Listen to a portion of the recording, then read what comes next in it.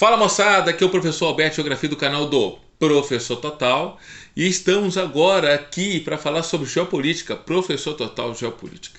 Você já faz parte da nossa comunidade no Telegram? Tem aqui um link nos destaques no Insta ou nos Stories, num comentário fixado aqui no YouTube, onde esse vídeo está chegando. É gratuito, clica, faça parte, você vai receber diariamente atualizações sobre a geopolítica internacional. Hoje não tem ninguém que possa falar assim, eu não preciso mais da geografia. Se engana, porque a gente, com licença da palavra, a gente vive geografando o tempo todo. Eu verbalizei o termo geografia, sim, eu tenho essa licença. A gente vive fazendo geografia, mesmo quando a gente acha que não está fazendo, estamos fazendo sim. E a geopolítica, moço, faz parte da nossa vida. Tem aluno que fala assim, Alberto, eu vou fazer medicina e nunca mais vou ver geografia. Eu fico rindo. E aí eu explico para ele como a geografia está presente na medicina. Aí eu falo para ele como a geopolítica influencia na medicina, no hospital onde ele vai trabalhar, no consultório onde ele vai exercer essa atividade. Sim, eu explico. E aí pode ser um assunto novo para a gente conversar futuramente aqui, tá? Manda uma mensagem, entra em contato comigo aí, manda um direct, comenta aqui embaixo que a gente pode preparar sim uma aula, uma live só para falar sobre essas questões, aonde a geografia chega, né? Como a geografia está inserida nas profissões. A gente pode falar isso. Olha que tema interessante. Vamos discutir isso um dia? Vamos falar sim. Pessoal, mas eu quero tratar aqui sobre a geopolítica e eu quero trazer alguns assuntos aqui, porque a roda do mundo ela gira com uma certa velocidade e alguns peões nesse tabuleiro de xadrez geopolítico se movimentam de forma estratégica. Perceberam aí como o mundo está fluindo? Olha a China, vamos lá, vamos começar com a China. A China hoje ela está se movimentando nesse tabuleiro mundial de uma forma muito estratégica. A China ela esteve presente aí na semana passada em Moscou e esteve em contato com Vladimir Putin. Sim, esteve em conversa com o mandatário russo sobre vários assuntos, entre eles sobre promover a paz no conflito Rússia-Ucrânia. A lá chinesa vai apoiar quem, gente? Claro que vai apoiar a Rússia. Claro, por isso que o Zelensky não engoliu essa e saiu criticando Xi Jinping, né? E até convidando Xi Jinping, venha para cá, venha conhecer o lado ucraniano para que você tenha as duas versões e saiba se posicionar. Ele falou isso, né? Volodymyr Zelensky convidou Xi Jinping para ir à Ucrânia, para conhecer o lado ucraniano. Falou sobre acordos comerciais, a compra de gás, de petróleo, né, o envolvimento Rússia e China, né, a compra de produtos com yuan, né, a moeda chinesa, tá? E tem brasileiro aqui, né, produtores brasileiros que vão vender produtos da agropecuária, da agricultura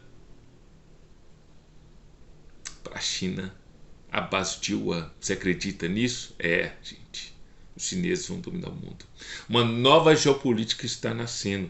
Estão no início dela, nos desenrolar dela. E aí, você percebeu também que já tem um mês e pouco, algumas conversações vão e voltam da China com os árabes. Sim. Uma das maiores reservas de petróleo do mundo está presente ali no Oriente Médio, gente. Está presente no Oriente Médio. A gente tem isso. Os maiores produtores de petróleo, você vai ter aí. Você tem. Deixa eu pegar um dado aqui de 2022 para a gente conversar um pouquinho aqui. Os maiores produtores, vou citar aqui 3. Você tem Estados Unidos, você tem Rússia, você tem Arábia Saudita, tá? Com os maiores produtores de barris de petróleo. Os Estados Unidos está na ordem aí 16 milhões de barris de petróleo por dia. Você tem a Rússia aí com mais de 12 milhões de barris de petróleo por dia. Você tem com o Brasil aí mais de 3 milhões de barris de petróleo por dia. Brasil. Você tem Arábia Saudita na ordem de 11 milhões de barris de petróleo por dia. São os maiores produtores de petróleo do mundo. Agora, quem são os maiores consumidores? Vou citar aí, tá? Você tem os Estados Unidos. Eles consomem em torno de 19,6 milhões de barris de petróleo por dia. Você tem a China, 12,7 milhões de barris de petróleo por dia. Você tem a Índia, 4,4 milhões de barris de petróleo por dia.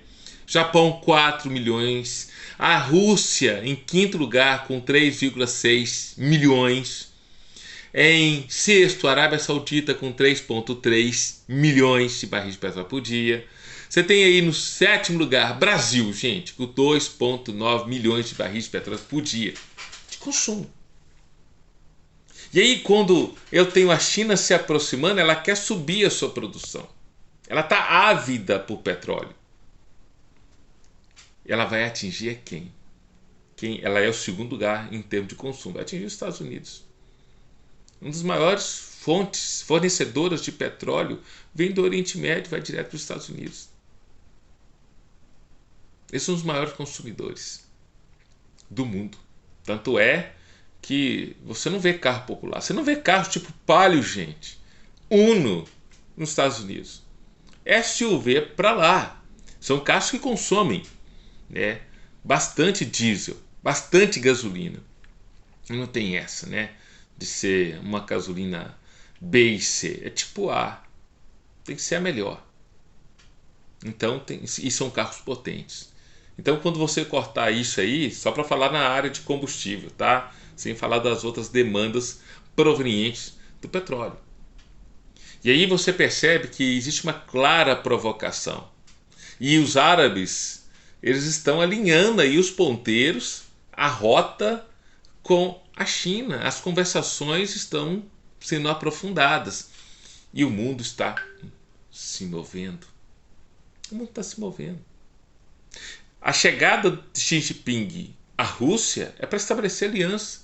A aproximação de Xi Jinping com os árabes é para promover uma aliança comercial. O mundo funciona a partir de estratégia. Vocês conseguiram perceber? Vamos lá. Deixa eu pegar uma outra informação aqui para a gente ir avançando. Olha que interessante. Essa semana, segunda-feira agora, ontem, 27/3. Hoje é 28/3, 28 de março de 2023.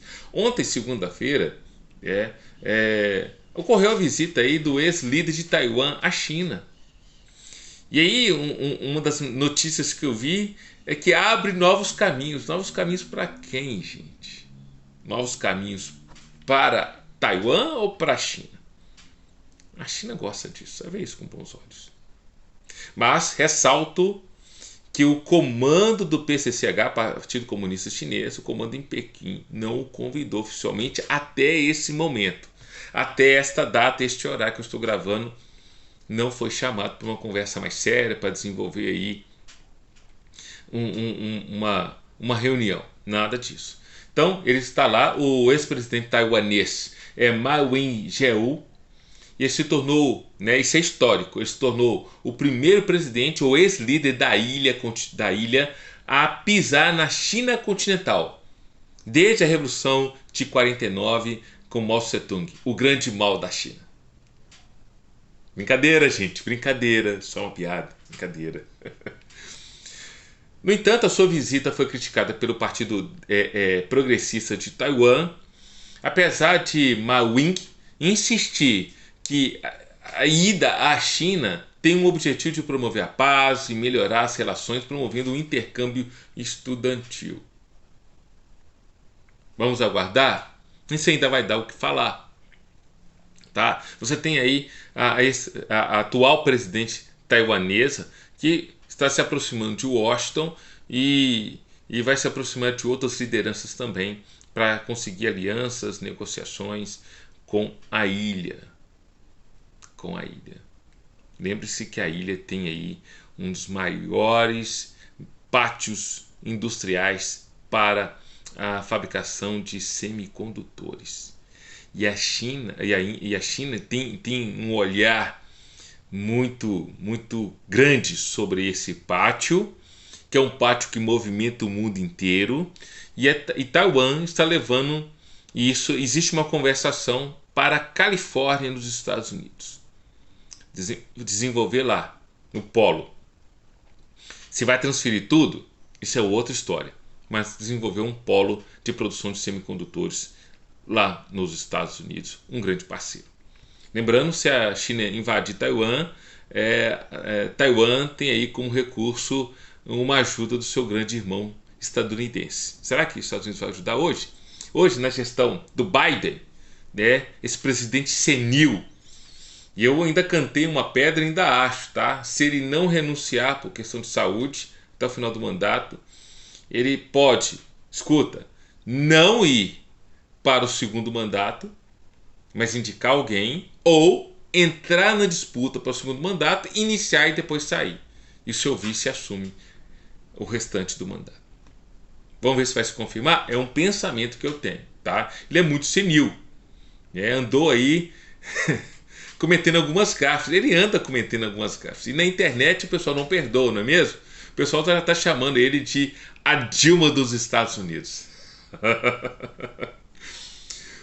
Vamos falar mais um pouco aí. Vocês estão percebendo o que está acontecendo na França, né?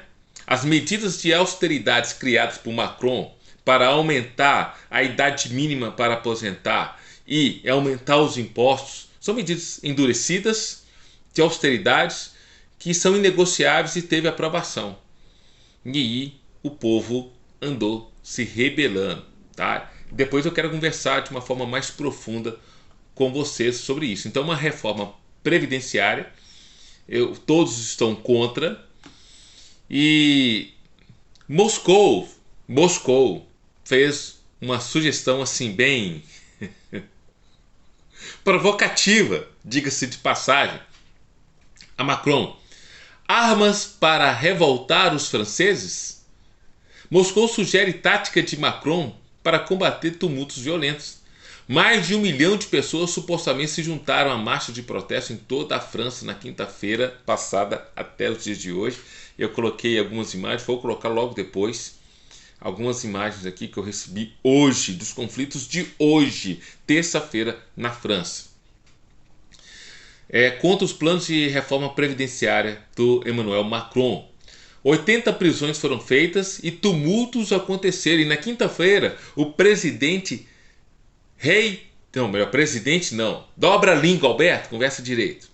O rei Charles III cancelou sua visita ao país. O rei Charles, tá? E o Ministério das Relações Exteriores da Rússia ofereceu ao sitiado presidente francês. Quando você consegue ver, você começa a rir das coisas que estão acontecendo. Ao sitiado presidente francês, uma solução irônica, com base no suposto esforço de Paris pela democracia na Ucrânia. E quando, abre aspas, quando Macron começará a entregar armas aos cidadãos franceses para preservar a democracia e a soberania do país? Foi uma ironia, tá? O rei Carlos III cancela sua visita de 3 dias à França, planejada para domingo passado, e se estender até a quarta-feira, devido ao processo. Tá? Então, tá fora. Os processos continuam de forma muito violenta. A população está insatisfeita com Emmanuel Macron, com suas medidas, com seu governo, com suas falas. Chamou o povo de eleitores bastardos. São contra a França. Mas a gente sabe que a França está em processo de envelhecimento, assim como a maioria, né, da população europeia. Por isso que eles estão endurecendo as medidas. Em 2014, como já disse aqui em áudio, nessa comunidade, que os gregos passaram por uma situação semelhante. Honduras. O que aconteceu em Honduras? País aqui da América Central rompeu relações diplomáticas com Taiwan. Deixa eu trazer Taiwan de novo para a conversa aqui. Honduras encerrou relações diplomáticas com Taiwan após décadas de envolvimento com o território contestado da ilha, anunciou o Ministério das Relações Exteriores do país domingo agora. A mudança ocorre pelo menos de 2 semanas depois que o presidente Xiomara, presidente de Honduras, hondurenho, Xiomara Castro, revelou que Tegucigalpa estabeleceria relações com Pequim, não mais com Taiwan. O governo de Honduras reconhece a existência de apenas uma China no mundo. E o governo da República Popular da China é o único governo legítimo que representa toda a China, disse o Ministério das Relações Exteriores hondurenho. Taiwan é uma parte inalienável do território chinês e, a partir de hoje, o governo hondurenho informou Taiwan sobre o rompimento das relações diplomáticas, comprometendo-se a não ter nenhum relacionamento ou contato oficial com Taiwan, acrescentou. Gente, a situação está ficando difícil, a China já está aqui. Você tem desconfiança disso? A China está aqui. Está chegando aqui no Brasil através da Shopee e outras plataformas, e o nosso presidente, ele aumentou a carga de impostos 50%. Boa parte dos produtos estão retidos na alfândega. Você tem essa, hein? E para somar com essa, você tem ainda quem foi escolhida, quem foi eleita presidente do Banco do BRICS. Ela mesma. Ela está de volta. Dilma Rousseff. Ela é a nova presidente do Banco do BRICS. Vai tomar posse, e aguardem desdobramentos. Aguardem. Depois eu vou falar só sobre isso aqui, tá? Como o BRICS está se desenvolvendo, essa proposta do banco que não é nova, é antiga, vem crescendo, vem ficando mais robusta, tem um objetivo claro, né? Não é o que o Fórum de São Paulo está desejando fazer, mas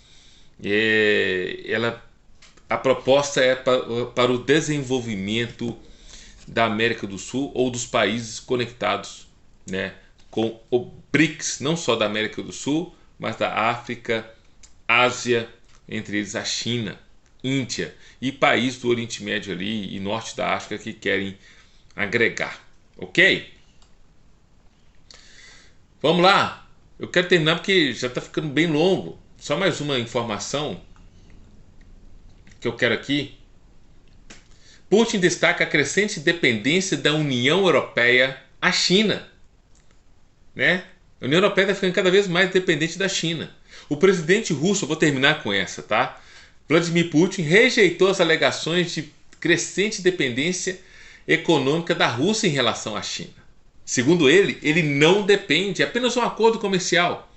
Nós apenas estamos estabelecendo alianças diplomáticas e comerciais, mas nós não estamos dependentes assim. E eu, na minha visão, você pode até discordar de mim, a Rússia, quando ela entrou no conflito com a Ucrânia, sabia das sanções, sabia do que viria para frente aí. Já tem um ano e pouquinho de guerra contra a Ucrânia. E ela já sabia disso. Sabia que os créditos seriam cortados, sabia que as transações comerciais com a Rússia seriam fechadas, o comércio seria vedado, haveria aí um cinturão impedindo a Rússia de comercializar com a União Europeia e principais parceiros da Europa, da Ucrânia, dos Estados Unidos. Sim, haveria. Mas eles estão fortes. E eles vêm se preparando aí, ficando até mais robusto em termos de força bélica. É claro, vem negociando com a China essa questão, mas também uma venda aí dos seus produtos. Mas não depende. Quem está dependendo é a União Europeia. Ela depende ainda da Rússia do seu gás, depende lá da China também. Então, o presidente russo Vladimir Putin rejeitou as alegações de crescente dependência econômica em relação à China, dizendo em entrevista à TV Rússia 24 no sábado que Bruxelas tem muito mais com que se preocupar do que Moscou. Quando questionado pelo entrevistador Pavel Zarubin sobre a suposta dependência excessiva de Moscou no comércio com Pequim, Putin respondeu dizendo que essas são palavras não de céticos, mas de invejosos. Esse camarada, ele é engraçado, eu acho engraçado. Em 2021, né, em 2020, antes dele invadir a Ucrânia, perdão, antes de Putin invadir a Ucrânia, lá para novembro de 2020, tem um vídeo aqui no meu canal, a União Europeia estava pressionando para aumentar a abertura de gás em direção à Europa, né? E ele foi lá e foi fechando cada vez mais a torneira. E aí a pressão foi tão grande, olha, nós temos dinheiro, a gente vai fazer um Pix na hora, só manda pra gente, porque o inverno estava aproximando da Europa e aí estava numa situação bem tensa, bem delicada, e ele só foi fechando. Ele não é bobo, ele é estratégico, gente. E aí ele deu uma resposta, e eu que trabalhei com consultoria ambiental, eu sei o que ele está dizendo e é uma verdade. A exploração e a extração de gás de subsolo não é uma tarefa fácil, ela é trabalhosa e perigosa. Extrair e administrar a produção de gás não é como administrar uma loja de cuecas. Viu aí? Esse camarada aí, ele é irônico, ele é sarcástico, ele é bem-humorado. Ok? Segundo o presidente, as forças sempre buscaram abrir uma brecha entre a China e a União Soviética, posteriormente a China e agora a Rússia. O líder russo também alertou que a União Europeia deveria se preocupar não com as políticas comerciais da Rússia, mas com suas relações com Pequim. A dependência da economia europeia da China está crescendo muito mais rápido do que a da Rússia. E olha que a Rússia tem fôlego. Gente, a questão da Rússia com a Ucrânia, depois a gente pode falar sobre isso, não é meramente conseguir conquistar território. Se você tem esse tipo de pensamento, pode esquecer. Está muito com o objetivo de destruir seus inimigos no Ocidente. A Ucrânia é apenas um meio. A Rússia, se ela quiser, com estalar de dedos, ela toma a Ucrânia a hora que ela quiser. É o meu pensamento, tá? É o meu pensamento. Deixa eu fechar com essa aqui. Como o Kremlin está recrutando novos soldados para a guerra, o Kremlin lançou uma nova campanha para recrutar combatentes. Eles oferecem bônus em dinheiro, benefícios familiares e promessas tentadoras. Os pagamentos são de milhares de dólares e uma generosa compensação para sua família em caso de baixa por ferimento ou morte.